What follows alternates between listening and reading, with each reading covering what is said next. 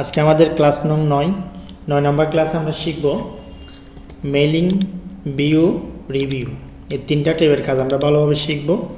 গত ক্লাসে আমরা শিখছিলাম পেজ লেআউট। পেজ লেআউটের মাধ্যমে আমরা একটা সম্পূর্ণ পেজকে কীভাবে সেট আপ করতে হয় প্রিন্ট পর্যন্ত নেওয়ার জন্য যত ধরনের সেট আপ আমাদের প্রয়োজন হয় সবগুলো আমরা পেজ লেআউট থেকে আমরা শিখে নিছি। যদি পেজ লেআউট আমরা যদি না দেখে থাকি 8 নম্বর ক্লাসটা অবশ্যই দেখে আসতে হবে। আমাদের সিরিয়ালি প্রত্যেকটা ক্লাস এখানে দেওয়া আছে, 1 নম্বর ক্লাস, 2 নম্বর ক্লাস, এভাবে সিরিয়ালি দেওয়া আছে। তো আজকে আমাদের সে অনুযায়ী 9 নম্বর ক্লাস। 9 নম্বর ক্লাসে আমরা মেইলিং অপশনটা শিখব। মেইলিংয়ের মধ্যে খুব বেশি কাজ না, এখানে মেইল মার্জ নিয়ে কিছু কাজ শিখব। মেইল মার্জের বিষয়টা অনেকভাবে করা যায়, অনেক ধরনের মেইল মার্জ হয়ে থাকে। আমরা এক্সেলের সাথে সম্পৃক্ত আছে এই মেইল মার্জটা। তো বেসিক যে মেইল মার্জের ব্যবহার সেটা আমরা শিখব। তার আগে আমরা একটা জিনিস দেখে নিই, রিভিউ।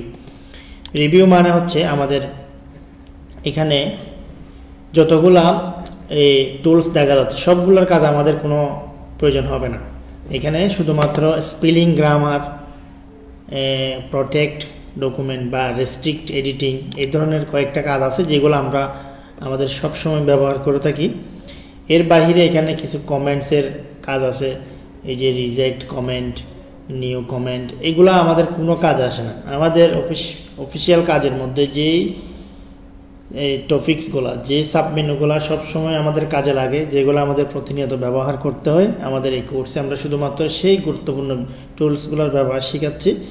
এর বাহিরে অপ্রয়োজনীয় সময় নষ্ট হবে, সেজন্য কিছু টুলস আমরা স্কিপ করতেছি। তো এইখানে এটা করার জন্য স্পেলিং অ্যান্ড গ্রামার এটা দিয়ে শুরু করি। স্পেলিং অ্যান্ড গ্রামারের মধ্যে আমরা শিখব বানান ভুল এবং গ্রামার ভুল হলে সেগুলো কিভাবে আমাদেরকে সংশোধন করে দিবে। তো প্রথমত আমরা একটা সেন্টেন্স টাইপ করলাম। সেন্টেন্সটা টাইপ করার পরে এখানে দেখা যাচ্ছে অনেকগুলা লাল চিহ্ন দেখা যাচ্ছে, অনেকগুলা সবুজ চিহ্ন দেখা যাচ্ছে। এই চিহ্নগুলো আসার কারণ হচ্ছে আমাদের গ্রামাটিক্যাল মিস্টেক হলে সেখানে এই প্রবলেমগুলো, এই চিহ্নগুলো দেখায়। তো এগুলা সলভ করার জন্য আমরা দুইটা নিয়ম শিখবো, একটা হচ্ছে শর্টকাট নিয়ম আর একটা হচ্ছে এখান থেকে ম্যানুয়ালি ঠিক করার নিয়ম। ম্যানুয়ালিটা আমরা আগে শিখে নিই। প্রথমত একদম শুরুতে আমাদের কার্সরটা রাখলাম, রেখে আমরা স্পেলিং অ্যান্ড গ্রামার এই অপশনে ক্লিক দিলাম। এখানে দেওয়ার সাথে সাথে প্রথমে বলতেছে করিম। করিম নামটা বানান ভুল। এখানে যেগুলো লাল চিহ্ন দেখাবে আমাদেরকে বুঝে নিতে হবে সেগুলো বানান ভুল, যেগুলো সবুজ চিহ্ন দেখাবে, সবুজ কালার দেখাবে, সেগুলাকে ধরে নিতে হবে গ্রামার ভুল। তো এইখানে যেহেতু করিমটা ভুল ধরতেছে, তো করিম আমরা জানি যে এটা একটা নাম, মানুষের নাম, কোনো স্থানের নাম, এগুলো হচ্ছে নাউন। নাউনের ক্ষেত্রে আমরা যেভাবে লিখি সেভাবেই সঠিক। এখন কম্পিউটার তো জানে না যে এটা নাউন, তো কম্পিউটারের ডিকশনারিকে আমরা বুঝিয়ে দিব এটা একটা নাউন। তো বুঝিয়ে দিতে হলে আমরা এখানে এই যে ignore all, ignore once, ignore all এই অপশন থেকে আমরা যদি ইগনোর করে দিই কম্পিউটার বুঝে নিবে এটা একটা নাউন, এটা পরবর্তীতে আর আটকাবে না। তো আমি ইগনোর অল দিলাম। এরপরে বলতেছে ব্রাদার, এটা বানান ভুল আছে। তো এটা আসলেই বানান ভুল আছে, সেজন্য এখানে কয়েকটা অপশন দিছে। এই অপশনগুলো থেকে শুদ্ধ অপশনটা আমাদেরকে বাছাই করে নিতে হবে এবং এখান থেকে চেঞ্জ অল এরকম যতগুলা ভুল আছে সবগুলাকে আমরা ঠিক করে নিব। এরপরে হচ্ছে করিম। করিমটা একবার ধরছিল যে এটা বানান ভুল, আমরা এটা ধরে নিয়েছিলাম যে এটা নাউন। তো যেহেতু কম্পিউটারকে বলে দিয়েছিলাম যে এটা বানান ভুল না, শুদ্ধ, এটা নাউন। তো নাউন হলে এটার প্রথম অক্ষরটা বড় হাতের হবে, সেজন্য কম্পিউটার আবার আমাদেরকে সাজেস্ট করতেছে যে এই যে এটা কেটা বড় হাতের হবে। এরপর আমরা এটাকে সিলেক্ট করলাম এবং চেঞ্জ।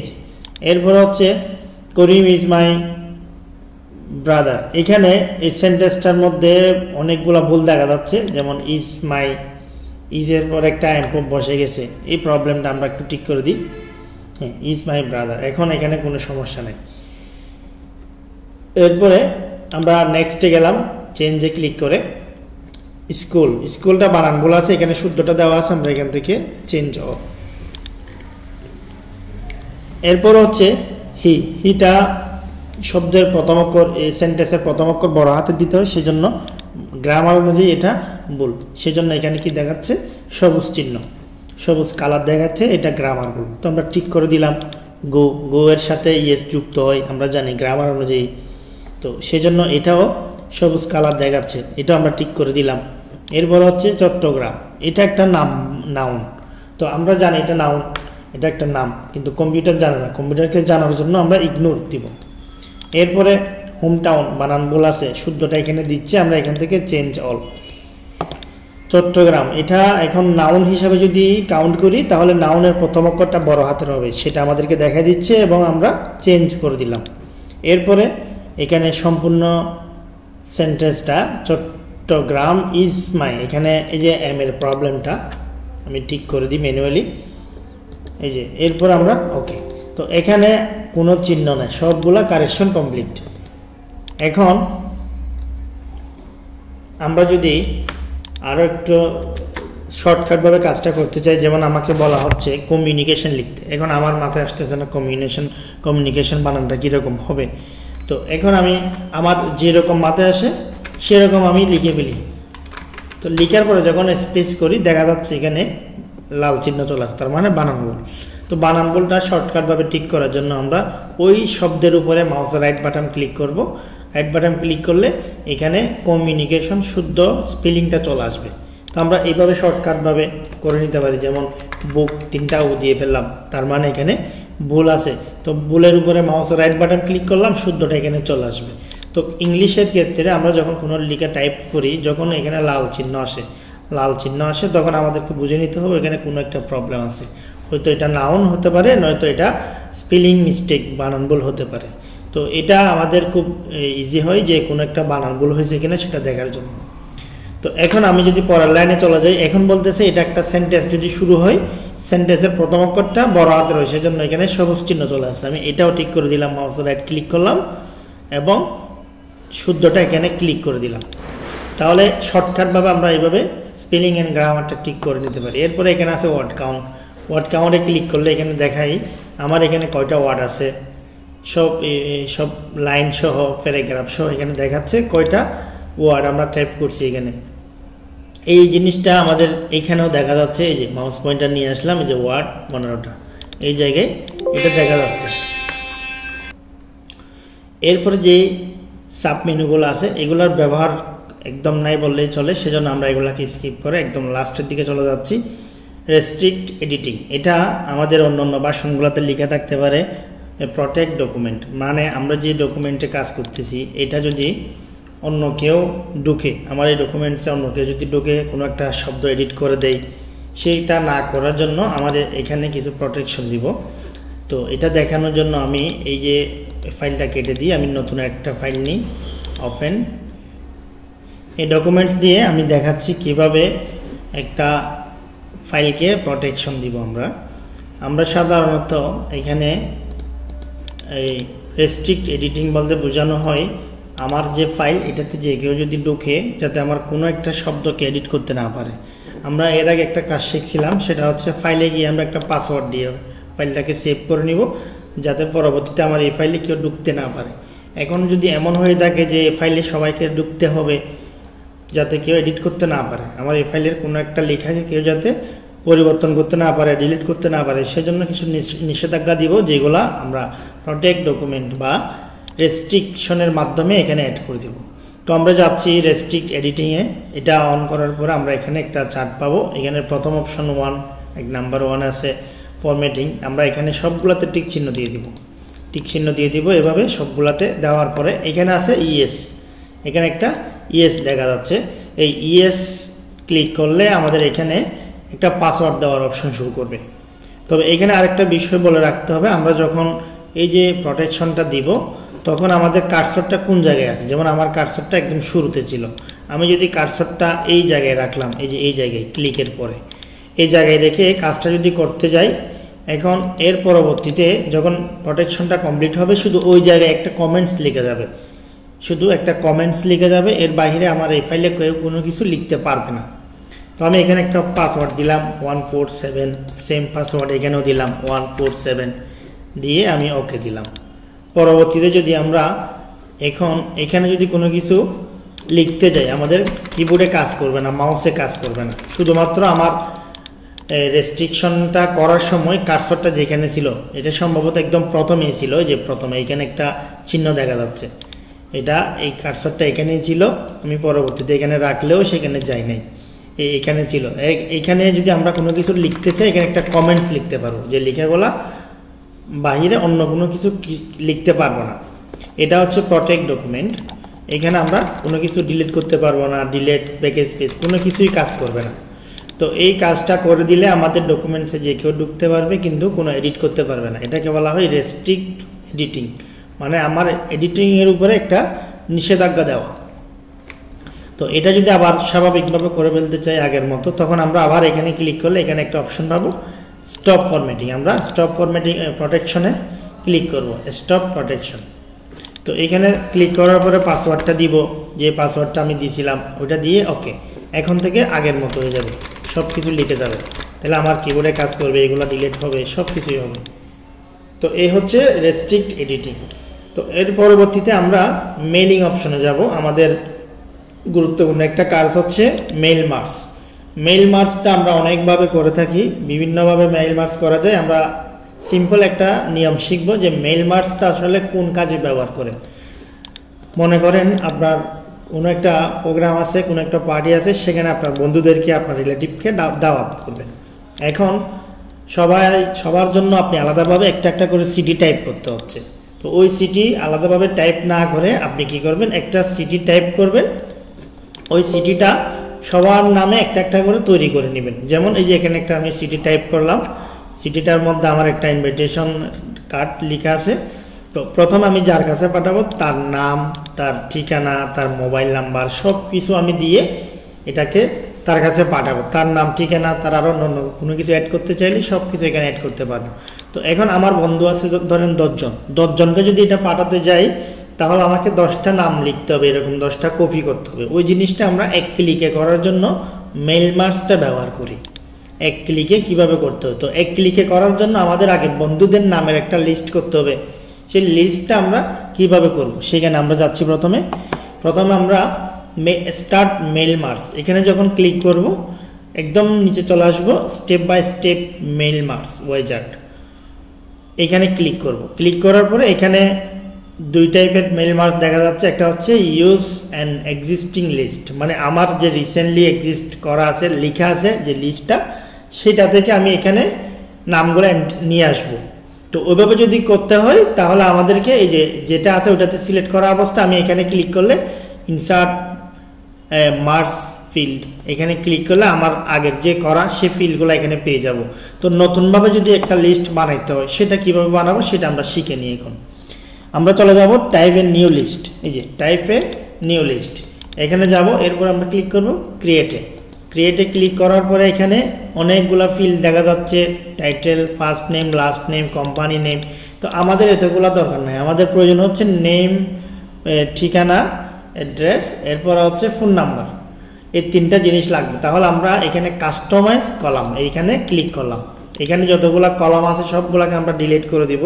ডিলেটে ক্লিক করলাম, ওয়াইয়ে ক্লিক করলাম, delete Y, yes, delete yes, delete yes, এভাবে করে করে আমরা সবগুলো ফিল্ডকে ডিলিট করে দিব।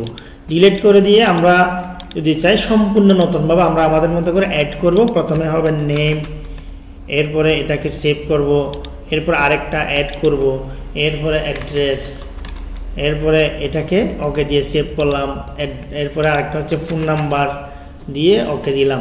আমরা তিনটা ফিল্ড এখানে টাইপ করে নিলাম, তিনটা ফিল্ড টাইপ করে নিলাম। এরপর আমরা কি করব, এখান থেকে ওকে দিব। তো ওকে দেওয়ার সাথে সাথে আমাদের যে তিনটা ফিল্ড সেই তিনটা এখানে চলে আসছে। এই যে এখানে একটা নেম, অ্যাড্রেস, ফোন নাম্বার। তো নেমের এখানে আমরা নাম লিখবো, ফোন অ্যাড্রেসের এখানে অ্যাড্রেস লিখবো, ফোন নাম্বারের এখানে ফোন নাম্বার লিখবো, এভাবে ট্যাপ দিলে পরের লাইন। এভাবে আমাদের বন্ধুদের নামের লিস্ট করে নিব এখানে। এটা হচ্ছে আমাদের নিউ লিস্ট, মানে নতুনভাবে তৈরি করব। করা শেষ হলে আমরা যখন ওকে দিব এটা এখানে সেভ হয়ে যাবে। এখানে যে অনেকগুলা আগের সেভ করা আছে আমার, তো বেস্ট ফ্রেন্ডের একটা লিস্ট আমার এখানে সেভ করা আছে, সেজন্য আমি আর করতেছি না, এটা নাম দিয়ে সেভে ক্লিক করলে নতুন ফ্রেন্ডের লিস্টটা সেভ হয়ে যাবে।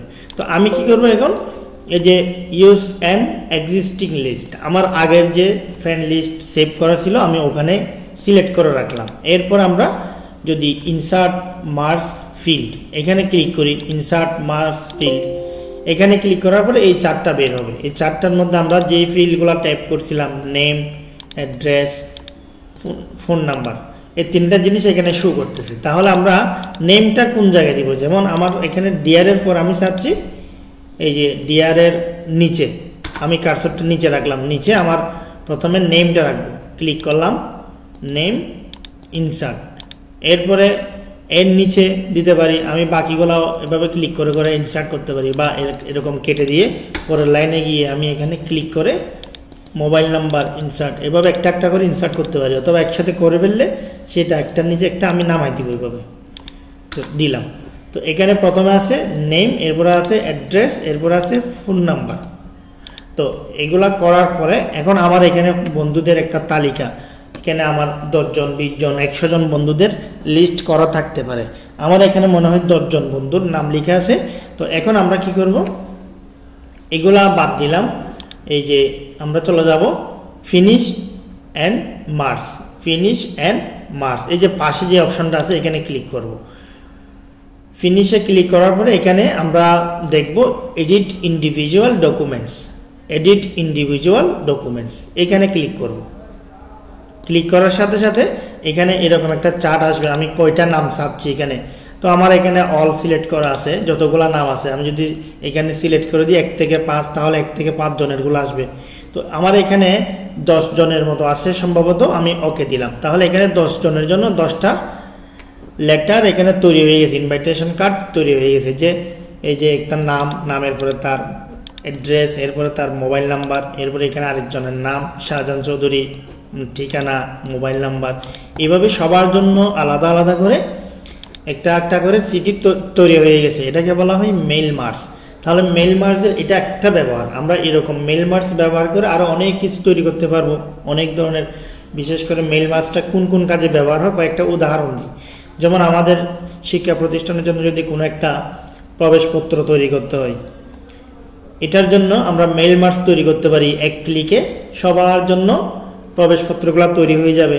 আমার একটা আইডি কার্ড বানাইতে হচ্ছে স্কুলের জন্য, মাদ্রাসার জন্য, তখন সেমভাবে যদি আমরা এখানে পদবিগুলো লিখে এভাবে মেইল মার্জটা এন্ট্রি করে দিই, সেখান থেকে অটোমেটিক্যালি সবার জন্য একটা একটা করে কার্ড রেডি হয়ে যাবে এই মেইল মার্জ ব্যবহার করে। তাহলে আমরা আজকে শিখলাম মেইল মার্জের একটা বেসিক ব্যবহার।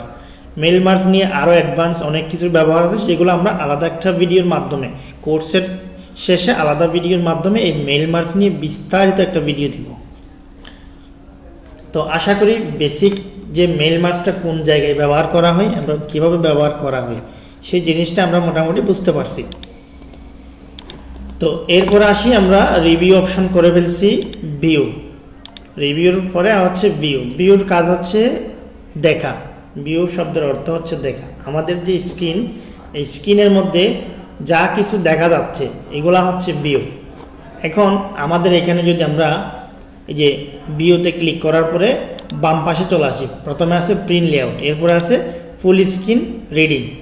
আমি যখন ফুল স্ক্রিন করে দিলাম, তাহলে আমার যে প্রত্যেকটা পেজ এভাবে ফুল স্ক্রিন হয়ে যাচ্ছে। তো আমি এখান থেকে ক্লোজ করে পরেরটাতে যাই, ওয়েব লেআউট। তাহলে এখানে দেখা যাচ্ছে একটা ওয়েবসাইটের মতো কোনো পেজের সীমানা নাই, আমার পেজ সেট আপ নাই, সব কিছু এলোমেলো হয়ে গেছে।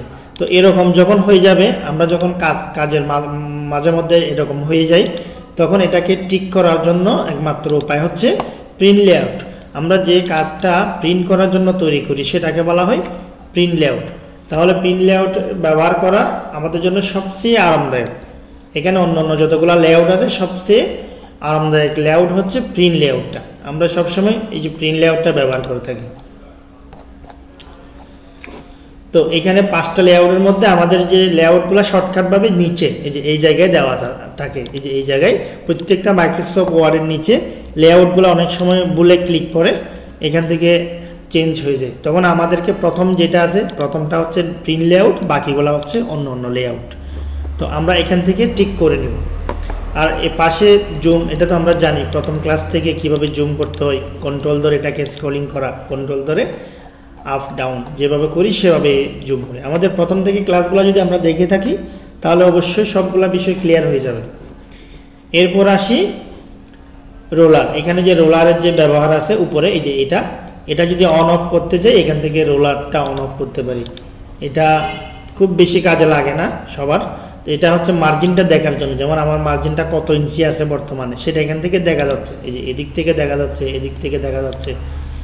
তো এটা অন অফ করার জন্য এখানে অপশনটা আছে। এরপরে হচ্ছে গ্রিড লাইন, এটা আমরা বিশেষ করে কখনো গ্রাফ চার্ট আঁকার সময় বা ড্রয়িং করার সময় এই যে গ্রিড লাইনটা ব্যবহার করি, এটা প্রিন্টে আসবে না। আমরা যখন কাজ করি কাজের সুবিধার্থে এই গ্রিড লাইনটা অন করা হয়, কাজ শেষ হলে এটা আবার অফ করে দিতে পারি এখান থেকে।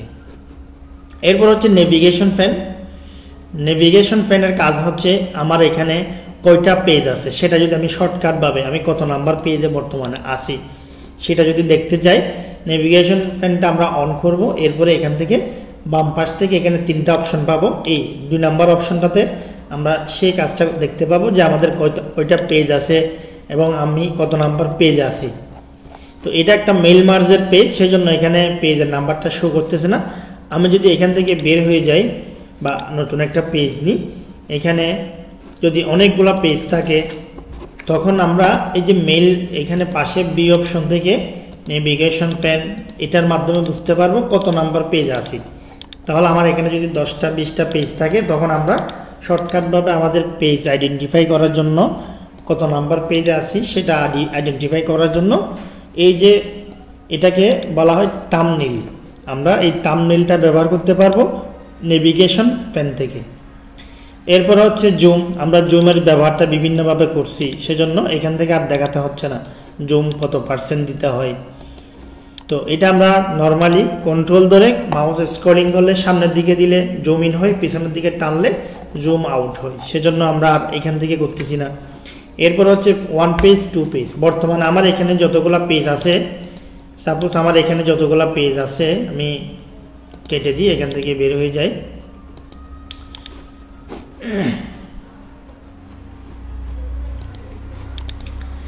আমার এখানে যতগুলা পেজ আছে সবগুলা পেজ পাশাপাশি আসতেছে। আমি যদি এখান থেকে 1 পেজ ক্লিক করে দিই তাহলে শুধু এক পেজই দেখা যাবে, আশেপাশের পেজগুলো নিচে থাকবে।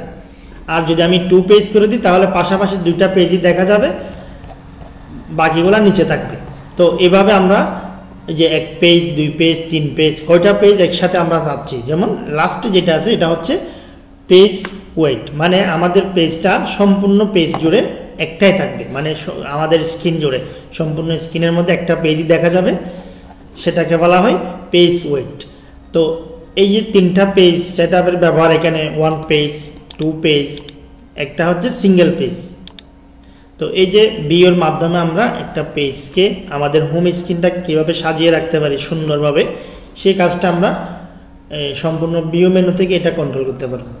তাহলে আজকের ক্লাস হচ্ছে আমাদের পেজ লেআউট, আমাদের আজকের ক্লাস ছিল যে মেইলিং, রিভিউ এবং ভিউ, এই 3টা ট্যাবের কাজ ছিল আমাদের আজকের ক্লাসে।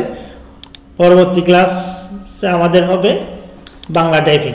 আমরা পরবর্তী ক্লাসে বাংলা টাইপিং করব। বাংলা টাইপিংটা শেষ করে আমাদের এখানে যতগুলা টুলসের ব্যবহার আছে, এই যে যতগুলা অপশনের ব্যবহার আছে এগুলা শিখে নিব। তো আগামী ক্লাসে আমরা মনোযোগ সহকারে দেখি বাংলা টাইপিংটা একদম পরিপূর্ণভাবে শিখতে পারবো। বিজয় বাংলা টাইপিং।